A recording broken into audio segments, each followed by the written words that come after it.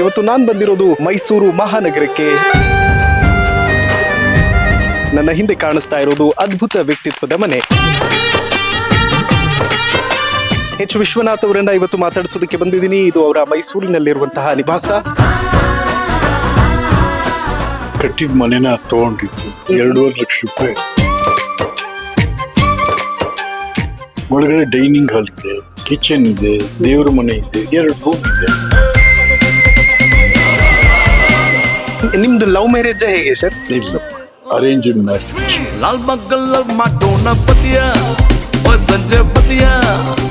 ಇಂದಿರಾ ಗಾಂಧಿ ಅವ್ರ ಜೊತೆ ಯಾವ ಸಂದರ್ಭದಲ್ಲಿ ತೆಗೆಸಿರುವಂತಹ ಫೋಟೋ ಸರ್ ಅದು? 1977.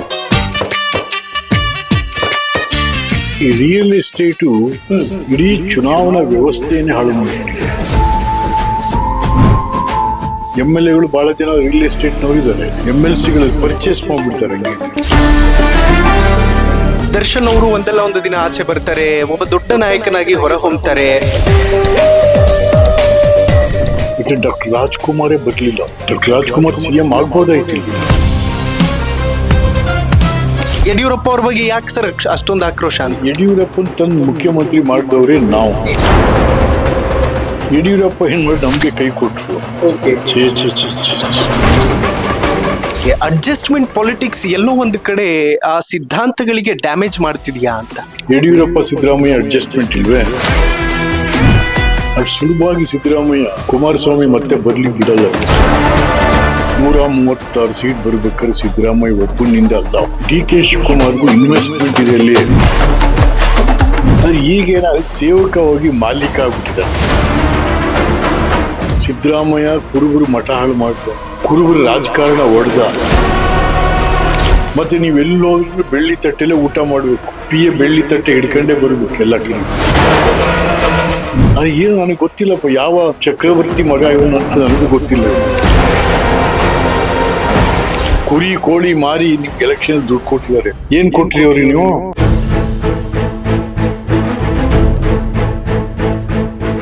ಈ ಕಾರ್ಯಕ್ರಮದ ಪ್ರಾಯೋಜಕರು ವಿನಯ್ ಕುಮಾರ್ ತರೀಕೆರೆ, ಮಹಾಪ್ರಧಾನ ಕಾರ್ಯದರ್ಶಿ, ಬೆಂಗಳೂರು ಕೇಂದ್ರ ಲೋಕಸಭಾ ಕ್ಷೇತ್ರ, ಯುವ ಜನತಾ ದಳ.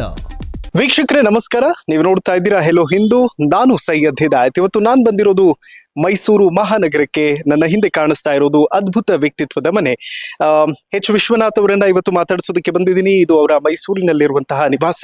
ಪೂರ್ವಜ್ ವಿಶ್ವನಾಥ್ ಅವರ ಮಗನ ಹೆಸರು. ಸೊ ಬನ್ನಿ, ಇವತ್ತು ನಮ್ಮ ಅತಿಥಿಯನ್ನ ಮಾತಾಡಿಸೋಣ. ಅವರ ಮನೆ ಮತ್ತು ಮನದ ಮಾತು ನಿಮ್ಮವರೆಗೂ ತಲುಪಿಸುವಂತಹ ನಮ್ಮ ಪ್ರಯತ್ನ. ವಿಶ್ವನಾಥ್ ಸರ್ ಇದ್ದಾರೆ, ಸೊ ಮಾತಾಡಿಸ್ತಾ ಹೋಗ್ತೀನಿ.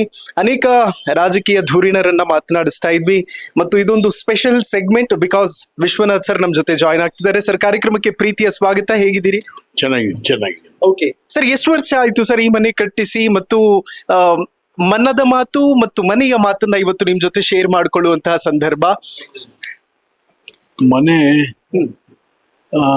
ಮೂಡಾದವ್ರು ಅರ್ಬನ್ ಡೆವಲಪ್ಮೆಂಟ್ ಅಥಾರಿಟಿ ಅವರು ಕಟ್ಟಿದ ಮನೆನ ತಗೊಂಡಿತ್ತು 2.5 ಲಕ್ಷ ರೂಪಾಯಿ.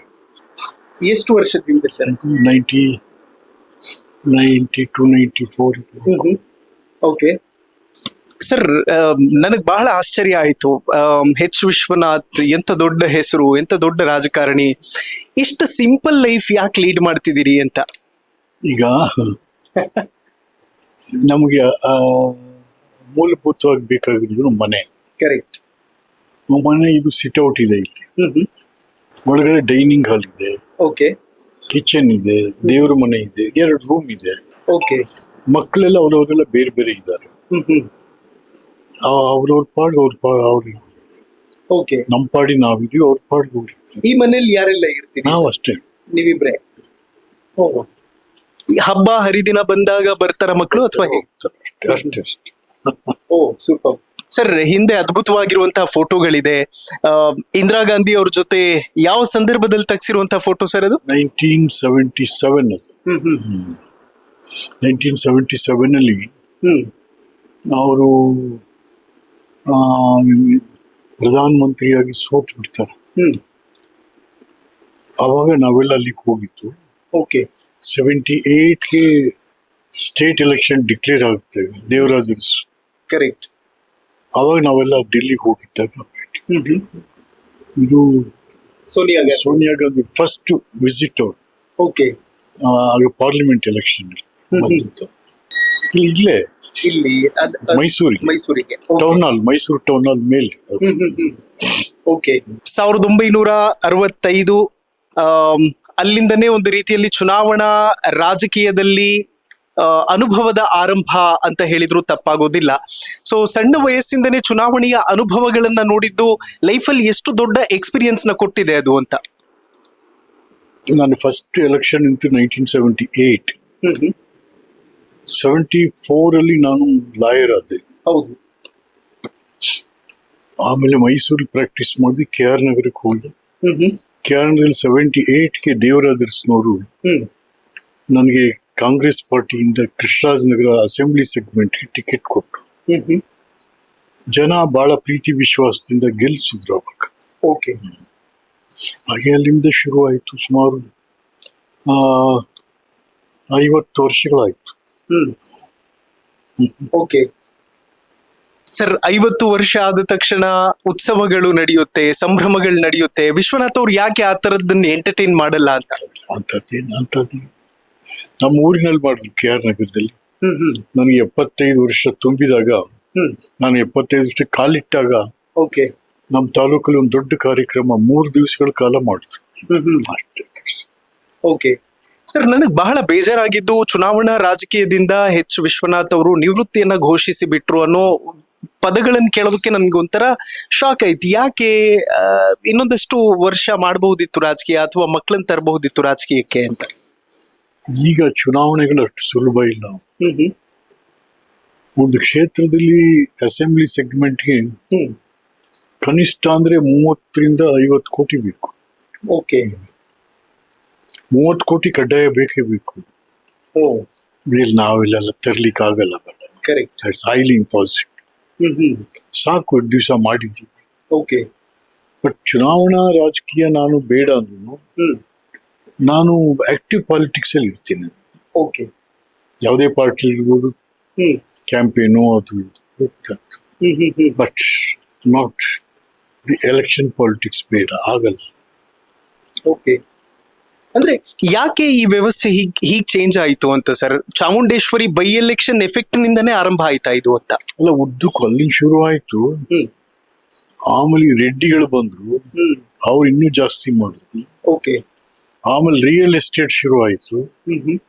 ಸೊ ಈ ರಿಯಲ್ ಎಸ್ಟೇಟು ಇಡೀ ಚುನಾವಣಾ ವ್ಯವಸ್ಥೆಯನ್ನೇ ಹಾಳು ಮಾಡಿಬಿಟ್ಟಿದೆ. ಕರೆಕ್ಟ್. ಈಗ ನೋಡಿ, ನಮ್ಮಲ್ಲೇನೆ 33-34 ಜನ ಮಂತ್ರಿ ಇದ್ರೆ 20 ಜನ ರಿಯಲ್ ಎಸ್ಟೇಟ್ ಮಂತ್ರಿಗಳೇ ಇದ್ದಾರೆ. MLAಗಳು ಬಹಳ ಜನ ರಿಯಲ್ ಎಸ್ಟೇಟ್ ನವರು ಇದ್ದಾರೆ. MLCಗಳಲ್ಲಿ ಪರ್ಚೇಸ್ ಮಾಡ್ಬಿಡ್ತಾರೆ ಹಂಗೇನೆ. ಅಷ್ಟೇ ಇದೆ ಈಗ. ಓಕೆ. ಬಟ್ ನೀವು ನೋಡಿರುವಂತಹ ಚುನಾವಣೆ ಚಿನ್ನದ ದಿನಗಳನ್ನ ನೆನ್ಪು ಮಾಡ್ಕೊಳ್ಳೋದಾದ್ರೆ ಸರ್, ಜನ ಸ್ವತಃ ಕರೆದು ಊಟ ಹಾಕುವಂತಹ ಸನ್ನಿವೇಶಗಳವೆಲ್ಲವೂ ಕೂಡ. ಈಗ ನಾವು 78 ಅಲ್ಲಿ ನಾನು ಫಸ್ಟ್ ನಿಂತನಲ್ಲ, ಅದಕ್ಕಿಂತ ಮುಂಚೆನೂ ಕೂಡ ನಾನು 72ನಲ್ಲಿ ಅಸೆಂಬ್ಲಿಗೆ ಕ್ಯಾನ್ವಾಸ್ ಮಾಡಿದ್ದೆ. V worked for campaign. 71 parliament election SM ಕೃಷ್ಣರವರಿಗೆ ನಾವು ಕ್ಯಾಂಪೇನ್ ಮಂಡ್ಯಕ್ಕೆ ಹೋಗಿ. I was law student at that time. So ಹಾಗೆ ನಾವು ಸ್ಟೂಡೆಂಟ್ಸ್ ಇರುವಾಗಲೂ ಕೂಡ ನಾವು ಕಾಂಗ್ರೆಸ್ ಪಾರ್ಟಿಗೆ ಆಕ್ಟಿವ್ ಆಗಿ ಕೆಲಸ ಮಾಡಿದಂಥವ್ರು. ಬಟ್ 78 ಅಲ್ಲಿ ನಮ್ಗೆ ನಿಂತ್ಕೊಳ್ಳಿಕ್ಕೆ ಒಂದು ಅವಕಾಶ ದೇವರಾಜರ್ಸ್ಗೆ ಮಾಡಿಕೊಟ್ರು. ಇಂದಿರಾ ಗಾಂಧಿ ಅವರು ಇದ್ರು ಅವತ್ತಿನ ದಿವಸಕ್ಕೆ. ಸೊ ಹಾಗಾಗಿ ಅದು ಆ ಕಾಲಕ್ಕೆ ಚುನಾವಣೆ ಅಂತಾದ್ರೆ ನಿಮ್ಗೆ, ನಾನು 78 ಅಲ್ಲಿ ನನಗೆ 29 ಇಯರ್ಸ್ ಓಲ್ಡ್. ನಾನು ಅಷ್ಟೇ. ನಾವು ಯಾವ್ದಾದ್ರು ಹಳ್ಳಿಗಳಿಗೆ ಹೋದ್ರೆ ಕ್ಯಾಂಪೇನ್ಗೆ ಅವರೇ ಊಟ ಕೊಡೋರು. No party nothing. ಎಲ್ಲಾ ಪಾರ್ಟಿಯವ್ರು ಹೋದ್ರು ಅವರು, ಯಾವ ಪಾರ್ಟಿ ಕ್ಯಾಂಡಿಡೇಟ್ ಹೋದ್ರು ಗ್ರಾಮದ ಯಜಮಾನ್ರು, ಪಟೇಲ್ರು, ಚೇರ್ಮನ್ಗಳು ಅವ್ರ ಮನೆಗೆ ಕರೆದು ಊಟ ಕೊಡೋರು. ಮೊದ್ಲೇ ತಿಳಿಸಿರೋರು ಇಂತ ಬರ್ತೀವಿ ಅಂತ. ಆಮೇಲೆ ಎಲ್ಲರಿಗೂ ನಮಸ್ಕಾರ ಮಾಡಿ ನಾವು ಬರ್ಬೇಕಾದ್ರೆ 10 ರೂಪಾಯಿನ ವಿಳ್ಯದೆಲೆ ಅಡಿಕೆ ಇಟ್ಟು, ತಗೋಪ ಇಟ್ಕೋ, ನೀನು ಗೆದ್ಮೇಲೆ ಬಂದು ನಮ್ಮೂರ್ ಕೆಲಸ ಮಾಡಿ ನೀನು, ಇಷ್ಟೇ ಹೇಳ್ತಾ ಇತ್ತು. Very simple. ಯಾರು ದುಡ್ಡು ನಾವು ಕೇಳಿದ್ರು ಕೊಟ್ಟು ತಗೊಳ್ಳಿ ಅಂದ್ರು ನಾವು ದುಡ್ಡು ಕೇಳ್ತಾ ಇರಲಿಲ್ಲ. ನನಗೆ ಮೊದಲನೇ ಎಲೆಕ್ಷನ್ ನನಗೆ ಖರ್ಚಾಗಿದ್ದು 42,000 ರೂಪಾಯಿ ಅಷ್ಟು. ಓಕೆ. ಯಾರಿಗಾದ್ರೂ ದುಡ್ಡು ಕೊಡೋದಕ್ಕೆ ಹೋದ್ರೆ ಏನಾದ್ರು ರಿಟರ್ನ್ ಅಲ್ಲಿ ಆನ್ಸರ್ ಬರ್ತಿತ್ತ ಸರ್ ಆ ಕಡೆಯಿಂದ ಜನರಿಂದ? ಇಲ್ಲ, ಹೇಳೋರು ಬೇಡಿ, ನೀವು ಚೆನ್ನಾಗಿರಿ, ನೀವು ಓಕೆ, ದುಡ್ಡು ಬೇಡ ನಮ್ಗೆ, ದುಡ್ಡು ಬೇಡ.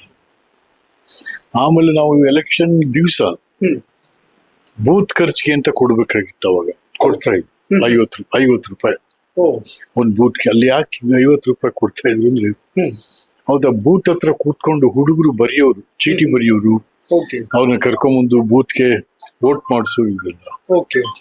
ನನ್ನ ಹತ್ರ ಅದು ತಗೊಳ್ಳಿಲ್ಲ ಅವ್ರು. ಬೇಡಿ ಸರ್, ಬೇಡಿ ನಮ್ಗೆ, ಯಾಕೆಂದ್ರೆ ನಮ್ಮೂರಲ್ಲಿ ಹೈಕಳಿಗೆ ಉಪ್ಪಿಟ್ಟು ಮಾಡ್ಸಕ್ಕೆ ಅಷ್ಟು ದುಡ್ಡಿಲ್ಲ ನಮ್ಮ ಹತ್ರ, ಕಾಪಿ ಕೊಡೋ ಅಷ್ಟು ದುಡ್ಡಿಲ್ಲ, ಬೇಡಿ ನಾವು ಮಾಡ್ತೀವಿ ನಡ್ರಿ. ಅಷ್ಟು ಅಭಿಮಾನ, ಸ್ವಾಭಿಮಾನದಿಂದ ಚುನಾವಣೆಗಳಾಗ್ತಾ ಇತ್ತು. ಓಕೆ. ಬಟ್ ಎಲೆಕ್ಷನ್ ವೋಟಿಂಗ್ ದಿನ ಸರ್ ಪೂಜೆ ಪುನಸ್ಕಾರಗಳೆಲ್ಲವೂ ನಡೀತಿತ್ತು, ವೋಟಿಂಗ್ ಮಷೀನ್ಗೆ ಪೂಜೆಗಳನ್ನ ಮಾಡ್ತಿದ್ರಂತ ಜನ. ಒಂದು ಗಂಡ ಹೆಂಡತಿ ಬಂದು, ಅದರಲ್ಲೂ ವಿಶೇಷವಾಗಿ ಕುರುಬ ಸಮುದಾಯದವ್ರನ್ನ ಕರಿಬೋದು. ಓಕೆ. ಆ ಗ್ರಾಮದಲ್ಲಿ ಯಾರಾದ್ರೂ ಕುರುಬರಿದ್ರೆ, ಯಾಕೆಂತಂದ್ರೆ ಅವರು ನಂಬಿಕೆಗೆ ಅರ್ಹರು, ಸ್ವಲ್ಪ ಸತ್ಯವಂತರವರು, ಅವ್ರ ಕೈಲಿ ಫಸ್ಟ್ ವೋಟ್ ಮಾಡಿಸ್ರಿ, ಪೂಜೆ ಮಾಡಿಸ್ರಿ ಅನ್ನೋರು. ಹಾಗೆ ಗಂಡ ಹೆಂಡತಿ ಬಂದು ಪೂಜೆ ಮಾಡಿ ವೋಟ್ ಮಾಡು. ಅಂದ್ರೆ ಎಲ್ಲವೂ ಸುಲಲಿತವಾಗಿ ನಡೀಲಿ, ಚೆನ್ನಾಗಿ ಅಂತ ಹೇಳಿ. ಹೌದು ಸರ್. ಈ ನಮ್ಮ ದೇವರಾಜ ಅರಸು ಅವರ ಜೊತೆಗಿನ ಬಾಂಡಿಂಗ್ ಶುರುವಾಗಿದ್ದು ಹೇಗೆ ಅಂತ? ಅಲ್ಲ, ದೇವರಾಜ ಅರಸ್ನವರು ನಮ್ಮಂತ ಯುವಕರನ್ನ ಅವತ್ತು 1977 ಪಾರ್ಲಿಮೆಂಟ್ ಎಲೆಕ್ಷನ್, ಅವಾಗ ಆಫ್ಟರ್ ಎಮರ್ಜೆನ್ಸಿ, ಅವಾಗ ಇಡೀ ಇಂಡಿಯಾದಲ್ಲಿ ಕಾಂಗ್ರೆಸ್ ಹೋಗ್ಬಿಡ್ತು. ಇಲ್ಲಿ 26ಕ್ಕೆ 24 ಜನ ಗೆದ್ರು. ಅವಾಗ 26 ಸೀಟ್ ಇತ್ತು ಇಲ್ಲಿ. ಹೈದರಾಬಾದ್ ಬಂತು, ಹೀಗೆ ಒಟ್ಟು 70 ಸೀಟ್ ಬಂತಷ್ಟೇ ಟೋಟಲ್ ಇಂಡಿಯಾಕ್ಕೆ. ಸೊ ಒಂಥರ ವಾಶ್ ಔಟ್ ಆಗೋಯ್ತು. ಬಟ್ ಇಲ್ಲಿ ದೇವರಾಜ ಅರಸ್ ನಾಯಕತ್ವ ಉಳಿಸ್ಕೊತು. ಸೊ ಇದಾದ್ಮೇಲೆ ಬಹಳ ಜನ ಲೀಡರ್ಸ್ಗಳು ದೇವರಾಜ ಅರಸ್ ಡೆಸರ್ಟ್ ಮಾಡಿ ಕೊಟ್ಟೋದ್ರು. ಯಾವ ಕಾಂಗ್ರೆಸ್ ಇಲ್ಲಿ ಫೇಲ್ಯೂರ್ ಆಗ್ಬಿಟ್ಟು ದೇಶದಲ್ಲಿ ಬೇರೆ ಬೇರೆ ತರ ಹೊಟ್ಟೋದ್ರಲ್ಲ. SM ಕೃಷ್ಣ, ಉಚ್ಮಾಸ್ತಿ ಗೌಡ್ರು, ಮೊಹಮ್ಮದ್ ಅಲಿ, ಆಮೇಲಿಂದ ಚನ್ನಬಸಪ್ಪನವರು, ಗಾಂಜಿ ವೀರಪ್ಪನವರು, ಸಿದ್ದು ವೀರಪ್ಪನವರು, ಈ ತರ ಬಹಳ big leaders they deserted Devaraja Urs. But 78 election February 20ನೇ ತಾರೀಕು ನಡೀತು. ದೇವರಾಜ ಅರಸು ಬರೀ ಯಂಗ್ಸ್ಟರ್ಸ್ ಹುಡುಗರನ್ನ 30 ವರ್ಷದ ಒಳಗಡೆ ಇರೋರು 70 ಜನ ಗೆದ್ದಿದ್ವು ನಾವು. That was the era of youngsters. 70 ಜನ ಗೆದ್ದಿದ್ವು 30 ವರ್ಷದ ಒಳಗಡೆ ಇರೋರು. ಅಯ್ಯೋ. ಹಾಗಾಗಿ ಯುವಕರನ್ನ ಕಟ್ಕೊಂಡು ಅವತ್ತು 142 ಸೀಟ್ ಗೆದ್ದಿದ್ರು.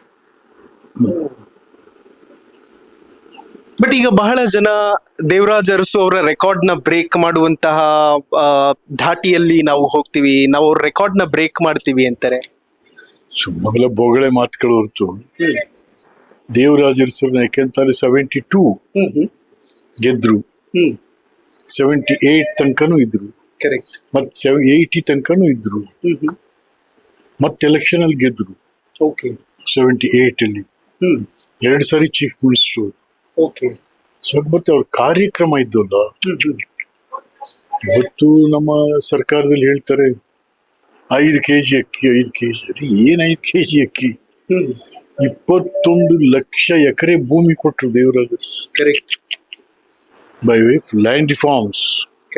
ಭೂ ಸುಧಾರಣಾ ಕಾನೂನಿನ ಮೂಲಕ ಕರ್ನಾಟಕ ರಾಜ್ಯದ ಆರ್ಥಿಕವಾಗಿ ಹಿಂದುಳಿದಂತವ್ರು, ರೈತರು, ಉಳುಮೆ ಮಾಡುವಂತವ್ರಿಗೆ 21 ಲಕ್ಷ ಎಕರೆ ಭೂಮಿ. It was in history. ಹಾಗಾಗಿ ಹ್ಮ್ ಬರೀ 5 kg ಅಕ್ಕಿ ಬೇರೆ ವಿಚಾರ ಅದು. ಕರೆಕ್ಟ್. ಬಟ್ ಅಹಿಂದ ಅನ್ನುವಂತಹ ಒಂದು ಮೂಮೆಂಟ್ ಶುರು ಮಾಡಿದ್ದೇ ದೇವರಾಜ್ ಅರಸು ಅವರು ಸರ್. ಅದ್ರ ಕ್ರೆಡಿಟ್ ತುಂಬಾ ಜನ ಅಹಿಂದ ಅಂತ ಬಂದಾಗ ನಾವೇ ಅಂತ ನಿಂತ್ಕತಾರಲ್ಲ. ಸರ್, ಕಾಂಗ್ರೆಸ್ಸೇ ಅಹಿಂದ. ಮೊದಲು ನೀವು ಯಾವ್ದಾದ್ರು ಕಾಂಗ್ರೆಸ್ ಲೀಡರ್ಗೆ ಮೈಕ್ ಕೊಟ್ರೆ ಅವ್ರು ಎಲ್ಲಿಂದ ಶುರು ಮಾಡ್ತಿದ್ರು ಅಂತಂದ್ರೆ, ಹರಿಜನ ಗಿರಿಜನರೇ, ಹಿಂದುಳಿದವರೇ, ಅಲ್ಪಸಂಖ್ಯಾತರೇ, ಮಹಿಳೆಯರೇ, ರೈತರೇ, ಇದು ಭಾಷಣ. ಹಾಗಾಗಿ ಕಾಂಗ್ರೆಸ್ಸೇ ಅಹಿಂದ. ಕಾಂಗ್ರೆಸ್ಗೆ ಬೆನ್ನೆಲುಬೆ ಅಹಿಂದ.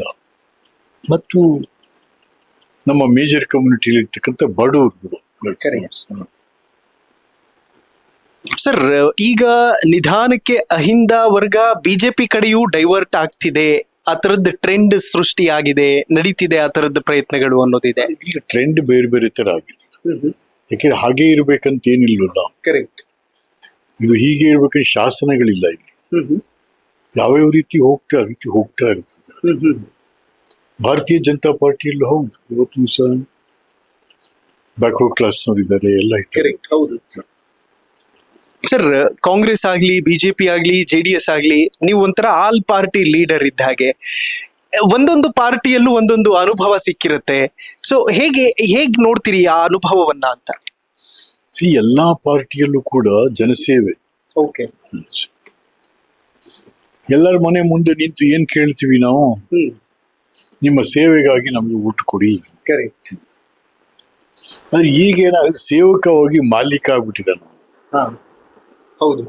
ಚುನಾಯಿತ ಪ್ರತಿನಿಧಿಗಳು ಮಾಲೀಕರು. ಒಬ್ಬ MLA ಆ ತಾಲೂಕಿಗೆ ಮಾಲೀಕ, ನಾಟ್ ಸೇವಕ.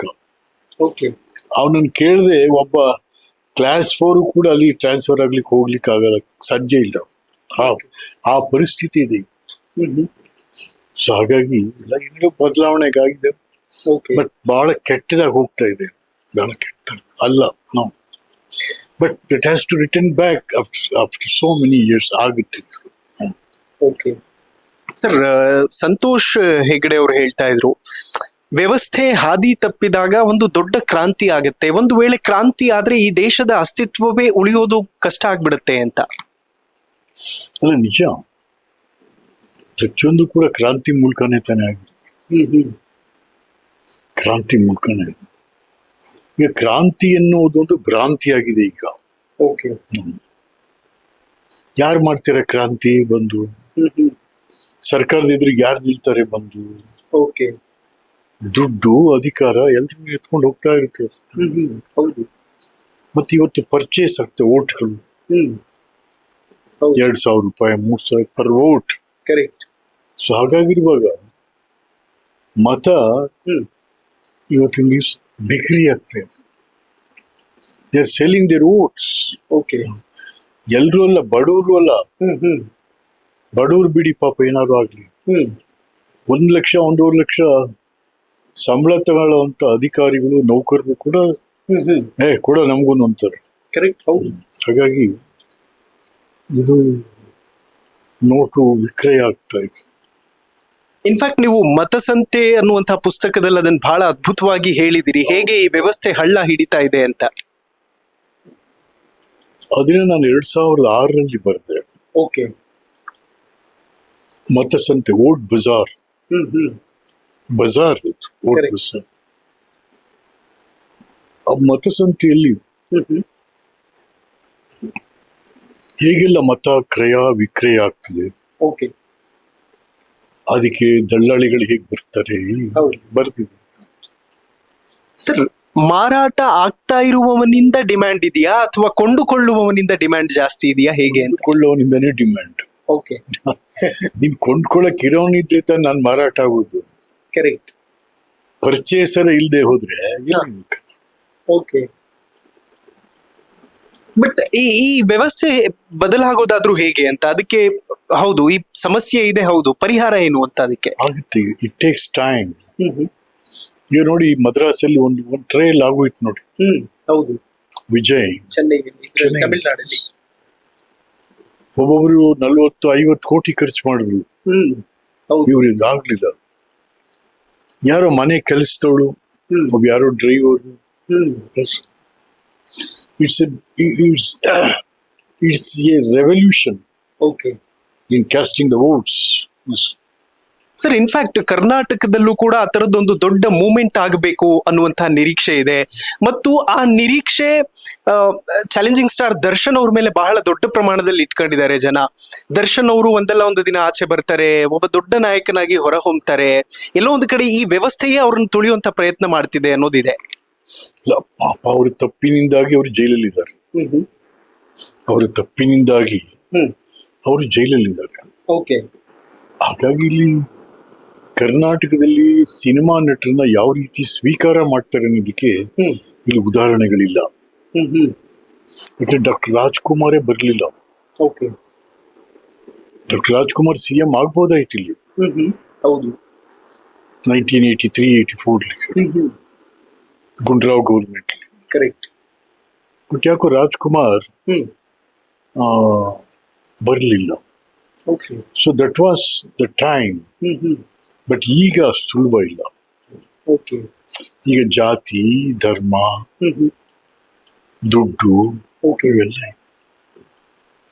ಈಗ ಧರ್ಮ ತಾನೇ, ಈಗ ಹಿಂದೂ ಧರ್ಮದವರಿಗೆ ಓಟು ಕೊಡಿ, ಜಾತಿ ಧರ್ಮ ಇವೆಲ್ಲ ಇರುವಾಗ ದರ್ಶನ್ ಎಷ್ಟರ ಮಟ್ಟಿಗೆ ಸಕ್ಸಸ್ ಆಗ್ತಾರೆ ಗೊತ್ತಿಲ್ಲ. ಆಸ್ ಎ ಹ್ಯೂಮನ್ ಬೀಯಿಂಗ್ ಹೇಗ್ ನೋಡ್ತೀರಿ ಸರ್ ನೀವು ದರ್ಶನ್ ಅವರನ್ನ? ಆಸ್ ಎ ಹ್ಯೂಮನ್ ಬೀಯಿಂಗ್, ಮತ್ತು ತುಂಬಾ ಜನಕ್ಕೆ ಹೆಲ್ಪ್ ಮಾಡಿದ್ದಾರೆ. ದರ್ಶನ್ ನಮ್ಮಲ್ಲಿ ಒಬ್ಬ ಅವ್ರ ತಂದೆನೂ ಕೂಡ ತೂಗುದೀಪ ಶ್ರೀನಿವಾಸ್ ಹಿಂದುಳಿದ ವರ್ಗದಿಂದ ಬಂದಂತ, ಒಳ್ಳೆ ಫ್ಯಾಮಿಲಿಯಿಂದ ಬಂದಂತ. ಸೊ ಹಾಗಾಗಿ ದರ್ಶನ್ ಬಂದ್ರು ಕೂಡ ದರ್ಶನ್ ಯಾವ ಜಾತಿ ಅಂತಾರೆ, ಅಲ್ವಾ? ಹಾಗಾಗಿ ಇಲ್ಲಿ ಜಾತಿ ವ್ಯವಸ್ಥೆ ಬಹಳ ಬಲ ಆಗ್ಬಿಟ್ಟಿದೆ. ಕಬಂಧ ಬಾಹುಗಳು. ಬಟ್ ಜೆನ್ಸಿ ಆ ತರದ ಫ್ಯಾಕ್ಟರ್ ಗಳನ್ನ ನೋಡಲ್ಲ ಅಂತಾರೆ ಸರ್. ಜಾತಿ ಮ್ಯಾಟರ್ ಆಗಲ್ಲ, ಹಣ ಮ್ಯಾಟರ್ ಆಗಲ್ಲ. ಜೆನ್ಸಿ ಒಂದು ಸತಿ ಡಿಸೈಡ್ ಮಾಡಿದ್ರೆ ಎಲ್ಲವೋ ಉಲ್ಟಾ ಪಲ್ಟಾ ಆಗ್ಬಿಡುತ್ತೆ ಅಂತ. ಅಲ್ಲ, ನೋಡ್ಬೇಕು. ಯಾಕೆಂತಂದ್ರೆ ಈಗ ಅವರೇ ಒಂದು ಪಾರ್ಟಿ ಕಟ್ಟೋದು ಕಷ್ಟ ಇದೆ. ಮತ್ತೆ ಈಗ ಬಿಜೆಪಿಗೆ ಹೋಗ್ತಾರ, ಕಾಂಗ್ರೆಸ್ಸಿಗೆ ಬರ್ತಾರ, ದಳಕ್ ಬರ್ತಾರ, ಬೇರೆ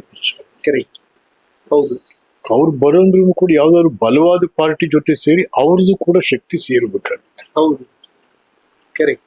ಅವ್ರು ಇಂಡಿಪೆಂಡೆಂಟ್ ಆಗಿ ಒಂದು ಪಾರ್ಟಿ ಕಟ್ಟುವಂಥದ್ದು ಅಷ್ಟು ಸುಲಭದ ಮಾತಲ್ಲ ಪ್ರಸ್ತುತ ಇದ್ರಲ್ಲಿ.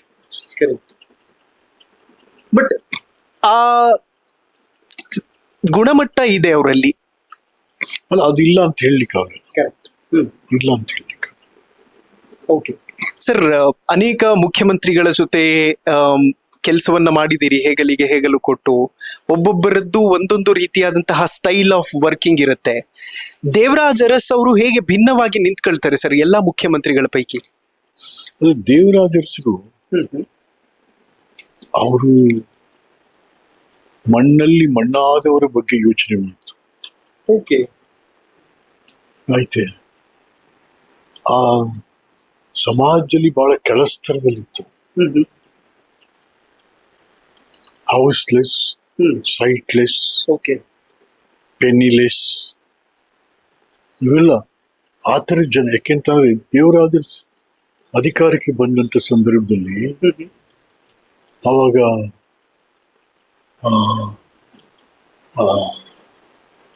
ಬಹಳ ಪರಿಸ್ಥಿತಿ ಬೇರೆ ಇತ್ತು. ಜನರು ಯಾರ್ದೋ ಕಿಳ್ಳಲ್ಲಿ ಮಲ್ಕೋತಾ ಇದ್ರು ಹಳ್ಳಿಗಳಲ್ಲಿ. ಯಾರ್ದೋ ಜಗಲಿ ಮೇಲೆ ನರಕೆ ಪಟ್ಕೆ ಕಟ್ಕೊಂಡು ಮಲ್ಕೊಳ್ಳೋದು. ಮನೆಗಳಿಯ ಬಂದ್ರೆ ಅತ್ತೆ ಮಾವ ಬೀದಿಲಿ ಮಲಿಕೋಬೇಕು. ಆ ಪರಿಸ್ಥಿತಿ ಇತ್ತು. ಸೊ ಇಂದಿರಾ ಗಾಂಧಿಯವರು ದೇವರಾಜ ಅರಸು ಹಲವಾರು ಕಾರ್ಯಕ್ರಮ, 20 ಅಂಶದ ಆರ್ಥಿಕ ಸುಧಾರಣಾ ಕಾರ್ಯಕ್ರಮಗಳನ್ನ ತಗೊಂಡ್ಬಂತು. ಅದು ಬಹಳ ಜನಕ್ಕೆ ಅನುಕೂಲ ಆಯ್ತು. ಲ್ಯಾಂಡ್ ರಿಫಾರ್ಮ್ಸ್ ಅಲ್ಲಿ ಭೂಮಿ ಸಿಕ್ತು, ಮನೆ ಸಿಕ್ತು, ಸೈಟ್ ಸಿಕ್ತು. ಸರ್ಕಾರದ ಹಲವಾರು ಕಾರ್ಯಕ್ರಮಗಳಿಗೆ ಆರ್ಥಿಕ ಬಲ ಬಂತು. ಮಕ್ಕಳಿಗೆ ಎಜುಕೇಶನ್. ದೇವರಾಜರು ಬೇಕಾದಷ್ಟು ಹಾಸ್ಟೆಲ್ಗಳು ಕಟ್ಟಿದ್ರು. Backward class hostel, SC/ST hostel, minority hostel. ಅದರಿಂದ ಹಳ್ಳಿ ಮಕ್ಕಳು ಸಿಟಿಗೆ ಬಂದು ಓದ್ಲಿಕ್ಕೆ ಸಾಧ್ಯ ಆಯ್ತು. ಡಿಗ್ರಿ ತಗೊಂಡ್ರು, ಬೇರೆ ಬೇರೆ ಕೆಲಸಗಳು ಹೋದ್ರು, ಎಲ್ಲ ಆಯ್ತು. ಮತ್ತೊಂದು ವಿಚಾರ ಅಂತಂದ್ರೆ ಸರ್, SM ಕೃಷ್ಣ ಅವ್ರ ಬಗ್ಗೆ ಮಾತಾಡ್ಲೇಬೇಕು. ಸೊ ಅವರ ಜೊತೆಯೂ ಕೂಡ ಉತ್ತಮ ಒಡನಾಟ ಇತ್ತು ತಮಗೆ. ಅವರ ಕಾರ್ಯವೈಖರಿನೂ ಕೂಡ ನೋಡಿದಿರಿ. ಕೃಷ್ಣ ಅವರು ವೆರಿ ಸೋಬರ್, ಡಿಸೆಂಟ್ ಜೆಂಟಲ್ಮನ್. ಬಹಳ ಸಿನ್ಸಿಯರ್, ಇವೆಲ್ಲ ಇತ್ತು. ಅವರು ಕೂಡ ಈ ಕಾಂಗ್ರೆಸ್ ಸಿದ್ಧಾಂತ, ಕಾಂಗ್ರೆಸ್ಸಿನ ಕಾರ್ಯಕ್ರಮಗಳನ್ನ ಮುಂದುವರಿಸ್ಕೊಂಡು ಬಂದ್ರು. ನಾನು ಅವರ ಸರ್ಕಾರದಲ್ಲಿ ಮಂತ್ರಿ ಆಗಿತ್ತು. School education minister. School education ನಾವು ಇಡೀ ಇಂಡಿಯಾದಲ್ಲಿ ಬೆಸ್ಟ್ ಅಂತ ಅನ್ಸ್ಕೊಂಡ್ರು. ಇವರು president of India Abdul Kalam ನಮ್ಮನ್ನು ಕರೆದು ಸನ್ಮಾನ ಮಾಡಿದ್ರು. ಯಾಕೆಂದ್ರೆ ಅವತ್ತು ನಾವು ಮಕ್ಕಳಿಗೆ ಬಿಸಿ ಊಟ ಶುರು, ಮಕ್ಕಳಿಗೆ ಅನ್ನ ಇರಲಿಲ್ಲ ಮಧ್ಯಾಹ್ನ, ಮಕ್ಕಳಿಗೆ ಮಧ್ಯಾಹ್ನ ಊಟ, ಮಕ್ಕಳಿಗೆ ಫ್ರೀ ಪುಸ್ತಕಗಳು ಎಲ್ಲ ಫ್ರೀ. ಹಾಗಾಗಿ ಮಕ್ಕಳು ಸ್ಕೂಲ್ ಎಜುಕೇಶನ್ 1 to 12 ಅದನ್ನ ಬಹಳ ಚೆನ್ನಾಗಿ ಮಾಡ್ತಾರೆ. ಅದರಿಂದ ಈ ಅಕ್ಷರ ಸಾಕ್ಷರತೆ ಆಂದೋಲನ ಇವೆಲ್ಲ ಕರ್ನಾಟಕದಲ್ಲಿ ಬಹಳ ಜಾಸ್ತಿ ಆಯ್ತು. ಮತ್ತೆ ಅದ್ರ ಜೊತೆಗೆ ಆರೋಗ್ಯ, ಯಶಸ್ವಿನಿ ತೋಮ್ ನಾನು ಸಮಾಜ ಕೋಆಪರೇಟಿವ್ ಮಿನಿಸ್ಟರ್ ಇದ್ದಾರೆ. ತಿಂಗಳಿಗೆ ನಿಮ್ಗೆ 5 ರೂಪಾಯಿ ನಿಮ್ಗೆ ಕಟ್ಟಬೇಕಷ್ಟೇ. ತಿಂಗಳ 5 ರೂಪೀಸ್ ಒಂದು ಸೊಸೈಟಿ ಮೆಂಬರ್ಶಿಪ್ ತಗೊಂಡು 3 ಲಕ್ಷ ರೂಪಾಯಿ ತನಕ ನಿಮ್ಗೆ free. Heart operation, kidney operation, ಹೆಣ್ಮಕ್ಳಿಗೆ uterus operation, eye operation, all sorts of operations free. ಕರ್ನಾಟಕದಲ್ಲಿ ಬಿಟ್ಟು ಎಲ್ಲೂ ಇಲ್ಲ ಅದು. ಯಾಕೆಂದ್ರೆ ಒಂದು ರಾಜ್ಯದಲ್ಲಿ ಅಕ್ಷರ ಮತ್ತು ಆರೋಗ್ಯ ಬಹಳ ಮುಖ್ಯ. ಅಕ್ಷರ ಮತ್ತು ಆರೋಗ್ಯ ಎಲ್ಲಿ ಕುಸಿತದೋ ಆ ರಾಜ್ಯ ಅಭಿವೃದ್ಧಿಯನ್ನು ಕಾಣಲಿಕ್ಕೆ ಸಾಧ್ಯ ಇಲ್ಲ. ಇನ್ಫ್ಯಾಕ್ಟ್ SM ಕೃಷ್ಣ ಅವರು ರಾಜ್ಯಪಾಲರಾಗಿದ್ದಂತಹ ಸಂದರ್ಭದಲ್ಲಿ ಒಂದು ಸ್ವಾರಸ್ಯಕರ ಘಟನೆಯೂ ಕೂಡ ಇದೆ. ನೀವೇ ಸ್ವತಃ ಫೋನ್ ಕರೆ ಮಾಡಿ ಹೇಳ್ತೀರಿ, ಹೇಗಿದೆ ಬುಕ್ ಓದಿದ್ರಾ ಅನ್ನುವಂಥದ್ದನ್ನು ಕೇಳ್ತೀರಿ. ಏನದು ಸ್ವಾರಸ್ಯಕರ ಘಟನೆ? ಇಲ್ಲ, SM ಕೃಷ್ಣ ಅವ್ರ ಬಗ್ಗೆ ನನ್ನ ಹಳ್ಳಿ ಹಕ್ಕಿ ನಂದು ಮೊದಲನೇ ಪುಸ್ತಕದಲ್ಲಿ ಅವರು ಮತ್ತು ಬಿ ಸರೋಜ ದೇವಿಯ ಗೆಳೆತನದ ಬಗ್ಗೆ ಬರ್ತಿದ್ದೇನೆ. ಅದು ಇಟ್ಸ್ ಎ ಫ್ಯಾಕ್ಟ್ ಆಲ್ಸೋ. ಅವರವರು ಬಹಳ ಫ್ರೆಂಡ್ಸ್ ಇದ್ರು. ಅದನ್ನ ಈ ಕೆಲವರು ದೊಡ್ಡ ಹೈಲೈಟ್ ಮಾಡಿ ಏನೆಲ್ಲ ಮಾಡ್ಲಿಕ್ಕೆ ಹೋದ್ರು. ಗಲಾಟೆ ಕೂಡ ಆಯ್ತು. ಆದ್ರಿಂದ ಹಳ್ಳಿ ಹಕ್ಕಿ ಬಹಳ ಫೇಮಸ್ ಆಯ್ತು. ಆಯ್ತಾ, ಅದನ್ನ ನಾನು ಕೃಷ್ಣ ಅವರು he was the Maharashtra governor. ಅದು ಏನಾಗೋಯ್ತು ಅಂತ ಅಂದ್ರೆ, ಶಿವಶಂಕರ್ ಅಂತ ಹೇಳಿ ಒಬ್ರು ಮಿಡ್ ಡೇ ಅಂತ ಒಂದು ಇದು ಬರ್ತಾ ಇತ್ತು ಪತ್ರಿಕೆ, ಬಾಂಬೆಯಿಂದ ಬರ್ತಾ ಇತ್ತು. ಎವ್ರಿ ಡೇ ಮಧ್ಯಾಹ್ನ 12 o'clock ಎಲ್ಲ ಫ್ಲೈಟ್ ಅಲ್ಲೂ ಹಾಕ್ತಾ ಇದ್ರು ಮಿಡ್ ಡೇ.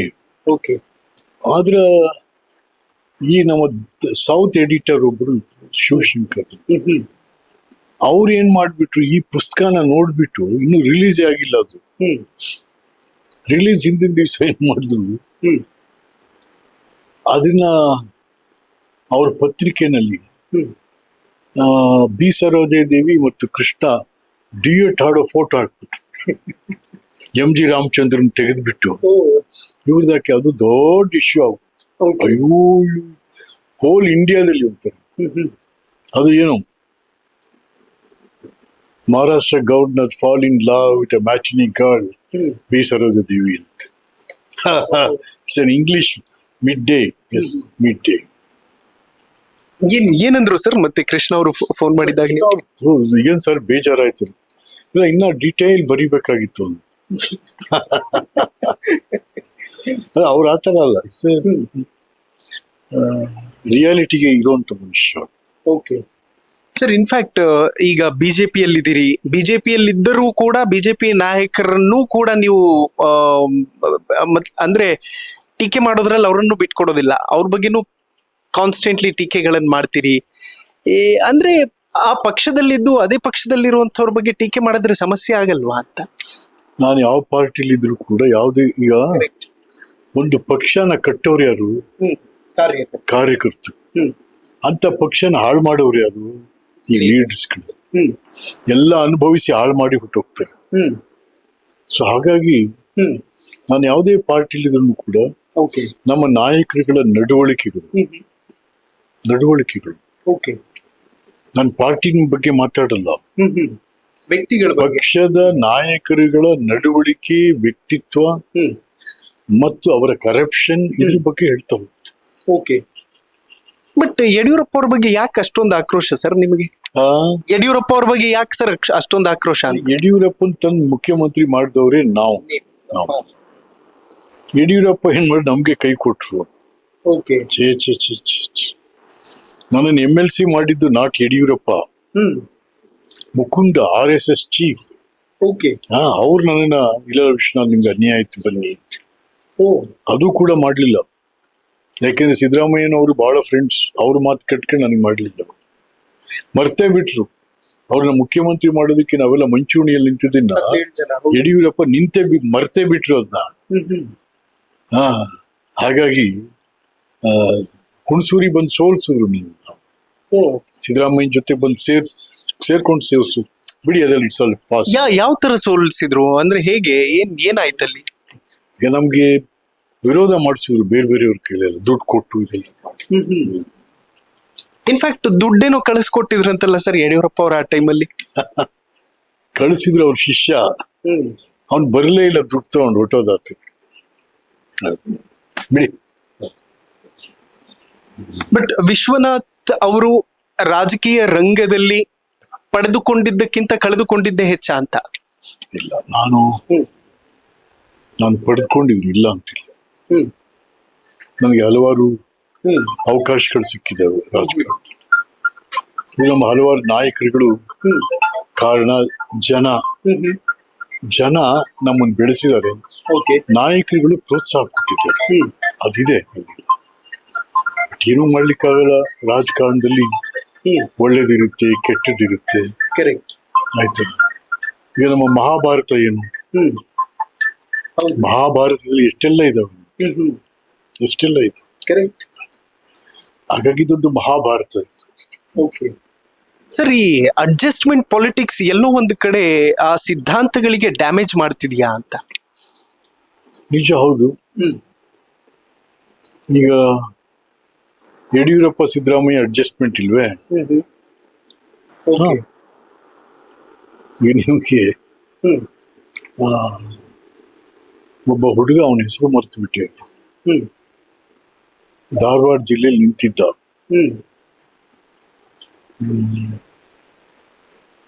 ಯಾವ ಕ್ಷೇತ್ರದಿಂದ ಸರ್? ಈಗ ಕೋನ್ ರೆಡ್ಡಿ ಇದನ್ನೆಲ್ಲ ಆ ಕ್ಷೇತ್ರ. ಆ ಹುಡುಗ ಪಾಪ ಒಂದು 3,000 ಹೋಟೆಲ್ ಸೋತ್ಬಿಟ್ಟ. ಆ ಜಾಗಕ್ಕೆ ಸಿದ್ದರಾಮಯ್ಯ ಜನತಾದಳದಿಂದ ಕೋನ್ ರೆಡ್ಡಿನ ಕರ್ಕೊಂಬಂದ್ರು ಕಾಂಗ್ರೆಸ್ಗೆ, ಅವನು ಟಿಕೆಟ್ ಕೊಟ್ರು. ಈ ಹುಡುಗನಿಗೆ ಮಿಸ್ ಆಯ್ತು ಅಲ್ವೇ? ಇದೇ ಹುಡುಗನ್ನ ಧಾರವಾಡ ಹುಬ್ಳಿ ಪಾರ್ಲಿಮೆಂಟ್ ಹಾಕಿದ್ರು. ಈ ಹುಡುಗನ್ನ ಅಸೂಟಿ ಅಂತ ಅವನ ಹೆಸರು, ಅಸೂಟಿ.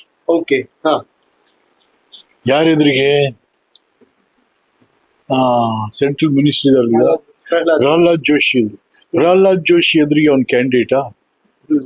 ಪ್ರಹ್ಲಾದ್ ಜೋಶಿನಾಗೆ ಸಹಾಯ ಮಾಡ್ಬೇಕು ಅಂತ ಸಿದ್ದರಾಮಯ್ಯ ಈ ಹುಡುಗನ ಅಲ್ಲಿ ಹಾಕಿದ್ರು. ಪ್ರಹ್ಲಾದ್ ಜೋಶಿ ಮಾಮೂಲಿ ಗೆದ್ರು. ಇಂಥದ್ದು ಬಹಳ ಇದಾವೆ. ವಿಜಯೇಂದ್ರ ಹೆಂಗ್ ಗೆದ್ದ? ನಾಗರಾಜ್ ಅವ್ರಿಗೆ ಟಿಕೆಟ್ ಸಿಗ್ಲಿಲ್ಲ ಸರ್. ಯಾವ ನಾಗರಾಜ್ ಅವ್ರಿಗೆ ಟಿಕೆಟ್ ಸಿಗ್ಲಿಲ್ಲ? ವಿಜಯೇಂದ್ರ ಗೆದ್ದಿದ್ದು ಹೇಗೆ? ಶಿಕಾರಿಪುರದಲ್ಲಿ ನಾಗರಾಜನ ಟಿಕೆಟ್ ತಪ್ಪಿಸಿ ವಿಜಯೇಂದ್ರನ ಗೆಲ್ಲಿ ಅಂತ ಹೇಳಿ ಸಿದ್ದರಾಮಯ್ಯ ಇನ್ಯಾರಕ್ಕೆ ಇದ್ರ ಕ್ಯಾಂಡಿಡೇಟ್ ಹಾಕಿದ್ರು, ವೀಕ್ ಕ್ಯಾಂಡಿಡೇಟ್ ನ. ಇಂಥದ್ದು ಬಹಳ ಇದಾವೆ. ಬಟ್ ಎಲ್ಲೋ ಒಂದು ಕಡೆ ಈ ತರದ ಅಡ್ಜಸ್ಟ್ಮೆಂಟ್ ಪಾಲಿಟಿಕ್ಸ್ ಇಂದಾನೆ ಬಿಜೆಪಿಗೆ ದೊಡ್ಡ ಡ್ಯಾಮೇಜ್ ಆಗ್ತಿದೆ ಅಂತ ಪದೇ ಪದೇ ಯತ್ನಾಳ್ ಅವರು ಅದನ್ನೇ ಹೇಳ್ತಾರೆ ಅಂತ. ಅಲ್ಲ ಪಾಪ, ಯತ್ನಾಳು ಸ್ವಲ್ಪ ನಿಜ ಹೇಳ್ತಾ ಹೋಗ್ತಾ ಇದಾರೆ. ಇಲ್ಲಿ ಏನಾಗಿದೆ, ಎಲ್ಲ ಅಡ್ಜಸ್ಟ್ಮೆಂಟ್. ಇಲ್ಲಿ ಇಲ್ಲಿ ಅಡ್ಜಸ್ಟ್ಮೆಂಟ್ ಇರೋದು ದಳಕ್ಕಲ್ಲ, ದಳ ಬಿಜೆಪಿ ಅಂತ ಹೇಳಲ್ಲ. ಓಕೆ. ಕರ್ನಾಟಕದಲ್ಲಿ ಅಡ್ಜಸ್ಟ್ಮೆಂಟ್ ರಾಜಕೀಯ ಇರೋದೇ ಕಾಂಗ್ರೆಸ್ ಮತ್ತು ಬಿಜೆಪಿನಲ್ಲಿ, not with Dal. Okay sir, ಈಗ ಜನತಾದಳ ಮತ್ತು ಬಿಜೆಪಿ ಎರಡೂ ಕೂಡ ಮೈತ್ರಿ ಇದೆ. ಈ ಈ ಈ ಮೈತ್ರಿಗೂ ಏನಾದ್ರೂ ಇಂಪ್ಯಾಕ್ಟ್ ಆಗುತ್ತಾ ಸಿದ್ದರಾಮಯ್ಯ ಮತ್ತು ಯಡಿಯೂರಪ್ಪ ಅವರ ದೋಸ್ತಿ? ಆಗುತ್ತೆ. ಹೆಂಗಾಗುತ್ತೆ ಸರ್? ಯಾಕೆಂದ್ರೆ ಅಷ್ಟು ಸುಲಭವಾಗಿ ಸಿದ್ದರಾಮಯ್ಯ ಕುಮಾರಸ್ವಾಮಿ ಮತ್ತೆ ಬರ್ಲಿಕ್ಕೆ ಬಿಡಲ್ಲ.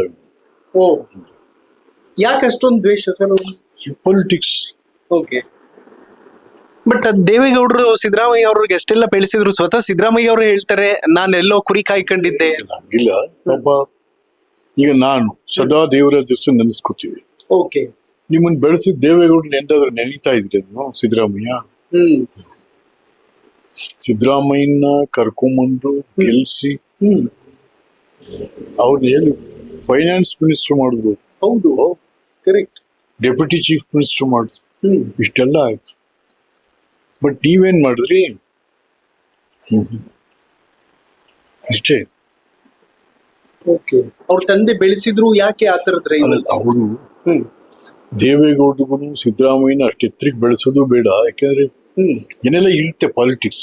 ಹೌದು, ಫ್ಯಾಮಿಲಿ ಪಾಲಿಟಿಕ್ಸ್ ಇರ್ತದೆ. ಓಕೆ. JDS ಸಕ್ಸಸ್ ಆಗದೆ ಇರೋದಕ್ಕೆ ಅದೇ ರೀಸನ್ ಸರ್? ಅಲ್ಲಿ JDS ಸ್ವಲ್ಪ ವಿಶಾಲ ಆಗ್ಬೇಕು. ಇವತ್ತಿಗೂ ಅವಕಾಶ ಇದೆ. JDS ಮನೆಯವ್ರನ್ನ ಸ್ವಲ್ಪ ದೂರ ಇಟ್ಟು ಬೇರೆ ಜನ ಸ್ಟ್ರಾಂಗ್ ಆಗಿರೋರು ಒಳಗ್ ಕರ್ಕೊಂಡು ಅವ್ರಿಗೆಲ್ಲ ಅವಕಾಶಗಳು ಕೊಟ್ಟು ಮಾಡಿದ್ರೆ ಇವತ್ತಿಗೂ JDS ಅವಕಾಶ ಇದೆ. ಓಕೆ.